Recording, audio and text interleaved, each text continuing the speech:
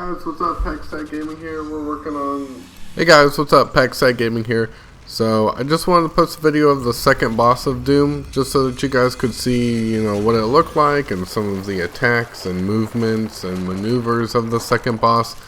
So, just like the first boss, similarly to the Cyber Demon, this boss has two different levels. So, you're going to kill the first one, and then a second one will actually appear. And just like the first boss, just like the Cyber Demon, the first instance, the first level of this boss is pretty simple, pretty easy. He does have this shield, but I chose the plasma rifle here because it doesn't have to charge up. I don't have to necessarily get too close to him, and one shot does a decent amount of damage. So if I could have used the minigun or something like that to try to kill this guy. The shotgun works okay, but I have to be relatively close to him. So you'll see me switch out when, I have to get close and everything. But I noticed that with that shield, it's a pretty difficult problem. The rockets don't do too well on him either. So my recommendation as far as weaponry is concerned against this boss is just to stick with the plasma rifle. You'll see me switch back and forth here at first, but then, I'm just going to kind of show you. This doesn't do anything because he has the shield up. Nothing else really seems to work very well. So I'm going to switch back to this thing. And this is really all he does. He runs at you. He'll shoot a pretty heavy blast at you every now and then. But for the most part, the most difficult thing about this boss is just kind of the frustration that comes with the shield. When he powers up like that and he shoots those 3 balls your way, just jump over them. It's not a big deal. As a matter of fact, through my progress of this game, I eventually realized that the majority of these enemies can be avoided simply by jumping and strafing left or right. So that just became, my general tactic for taking on any sort of difficult enemies is just moving a lot. Just move a lot. And this boss is no different. It took me a little while, and this was very frustrating, the shield aspect of this whole thing. It took me way longer to get this guy down to minimal health or no health at all, enough to kind of initiate that second boss battle, just because he always has that shield up. And if I'm not mistaken, you can actually hit him when he powers up to shoot those balls at you, but I didn't necessarily want to take the chance of getting hit by them. This is another attack that was pretty annoying. There wasn't a whole lot of avoiding it, other than just jumping over it. Likewise with this one, you can jump over it, but it doesn't actually do that much damage anyways. Granted, I am playing on the easiest difficulty, which, by the way, I suggest you just play on the easiest difficulty. I'm too young to die. There's no real reason, there's no real benefit to playing on a harder difficulty. You're going to obtain all of the achievements the exact same either way, unless you're just concerned about, being called a noob or something, or you just, you enjoy struggles and you want to challenge yourself. I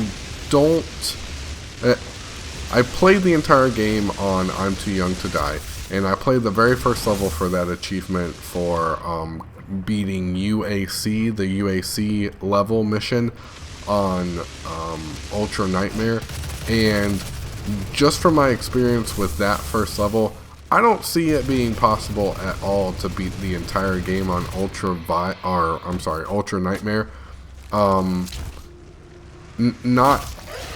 Not relatively quickly anyways. I imagine it would be extremely difficult. There was actually an article put out saying that even the developers were having issues beating the game on Ultra Nightmare. So that's just my 2 cents. As far as achievement guides go, there's no real benefit in playing on Ultra Night. I keep wanting to say Ultraviolet. Ultra Nightmare. So this is what happens when you kill him the first time. You walk up to him, you do the glory kill attack to initiate the second boss to come out, and I couldn't really tell which one I should be hitting, what was going to cause them to kind of just pause and turn green there, but it does become a little bit more difficult because you have obviously two of them attacking you, and their attacks are stronger, and they're a little bit more precise with them. So what I found was once you start hitting them, one of them will start to drop, and you start hitting them enough and both of them will drop. But when they drop like that and they start to get all staticky green and everything, if you continue to hit them, they'll actually spew out health for you. So that's a benefit to kind of just recognize that once they're downed like that, if you continue to hit them, they will increase your health. And I also noticed that one of them was easier to down than the rest of them for whatever reason. And with that being the case, it immobilizes one of them, and it also reduces the health of both of them.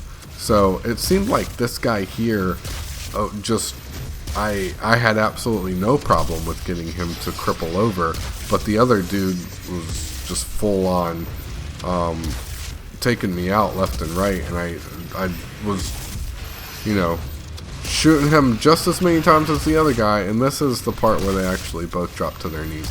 But I was shooting him just as much as the other guy, and it seems like it's because this is the guy that I needed to attack to initiate the glory kill, but that's not necessarily the case because then the other guy dropped. So whichever one drops first, run up to him and just bash their skulls in, and that's gonna eliminate one of them, and then the other one is a little bit easier to take out at this point now, because unlike the first dude, this guy doesn't have a shield, so it's one-on-one now without a shield. That makes it 10 times easier.